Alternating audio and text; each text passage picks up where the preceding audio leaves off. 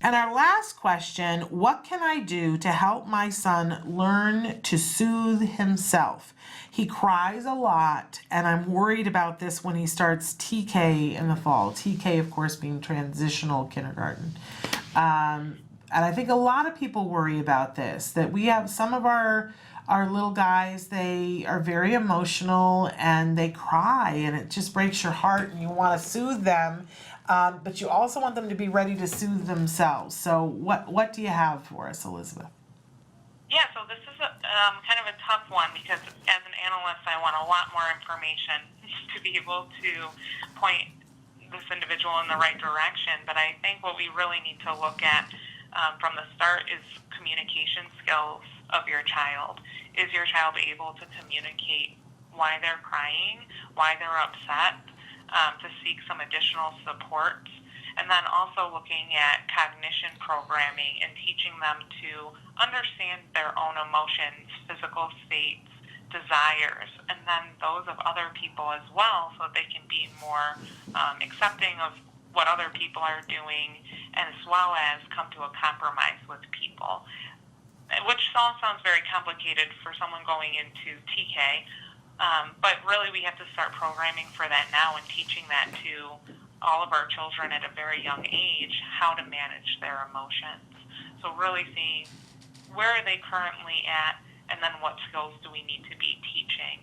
But I think the communication piece would be the most helpful as you're preparing for kindergarten and ensuring that your child is able to communicate their wants and needs to the staff, so that they can try and help facilitate in preventing any crying episodes. Yeah. And I just want to throw in my 2 cents that I want to be clear that, oh gosh, I was raised a certain way, and I remember, even for me, but certainly for my little brother, that if we started to cry, we were always told, don't cry, stop that right now, there's no crying. And that I don't think that that's at all what you're talking about. And I know when we went through ABA, that there was an instance where we had gone to an event and my son had gotten a sword that was made of balloons. It was like one of those balloon sculptures, and it was involved. It wasn't just your, regular sword. It had like a handle, and it had all these, intricacies on it. It took the guy a long time to do. And we went to go get in the car, and it brushed up against the door, and the whole thing like popped and went to smithereens. And my son was just, we all stood there and just dinner plate eyes, and I wanted to cry, and my son started to cry, and my husband's initial reaction was to say to him, now don't cry. And he and I kind of looked at each other, and through some of the things that we had learned, instead we said, we labeled it for him. We said, you're feeling really sad right now. You're feeling really sad because your balloon, that's right, you're feeling very sad because your balloon popped. I'm so sorry. Yep, that thing that you're feeling right now is sad. You're really sad. And just kept labeling it for him. And not saying that it was good, bad, or anything, but this thing you're feeling right now, it's sadness. And within 30 seconds, he kind of rode the crest of it, and we're going to talk about that a little bit in our mindfulness moment coming up, but he rode the crest of the emotion, and he got to the other side, and finally he said, I am sad. And we said, yes, and it's appropriate to feel sad when your balloon breaks. That's a thing. You're sad when your balloon breaks. And he was like, yep, and he got in the car, and that was it.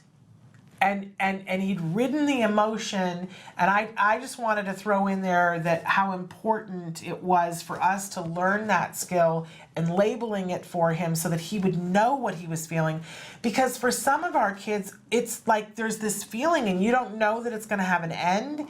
You don't know if you're going to feel that way the rest of your life, but to have adults there saying, yep, this thing that you're feeling, it's sad, and have us not be panicked and not be trying to do anything else. I think it was so eye-opening to me as a person. I wish I'd been raised this way. Do you know what I mean? Yeah, and narrating for your child is so helpful for them in learning language and understanding the world around them, just in general, that narration can be a really positive support for them. So narrating for them and helping them understand and label their feelings and emotions. And yeah, I don't think that there's any need to try and sugarcoat the world for our kiddos. Your balloon pops, yeah, you're sad. Yeah. That's not fun.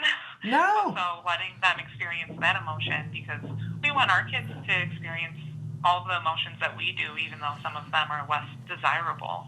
It makes them have a better understanding of the world. Yeah. Well, and for me, that sort of culminated into years later when my son was watching somebody cry. It was a mom who was on a video crying about her son being in another room doing therapy, and the son was crying, so the mom was crying.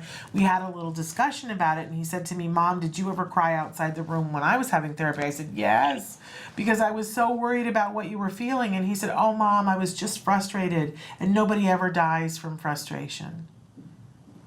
This is how my son understands things now. And I was like, well, that's just brilliant. That's just that's just wonderful. And imagine if you can get if we could get the world to respond to our emotions that way and go, yes, I'm feeling frustrated right now, but I'm not going to die from it. This is an emotion, and the world is not going to cease to exist from it, and I'm entitled to feel how I'm feeling. It would be a better world. It would be a better world. And our kids with ABA can get there, because ABA does that. I'm sorry, I went on and on. But Elizabeth, this has been so lovely having you on the show. Thank you so much, Shannon. I've enjoyed being here. And I hope I'm going to get to come to Naperville sometime soon. Please do. We will welcome you with open arms. I would love that.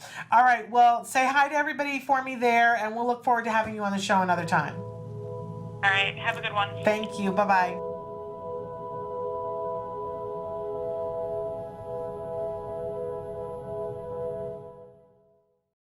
Hey, thanks for watching Autism Live. To subscribe, click here.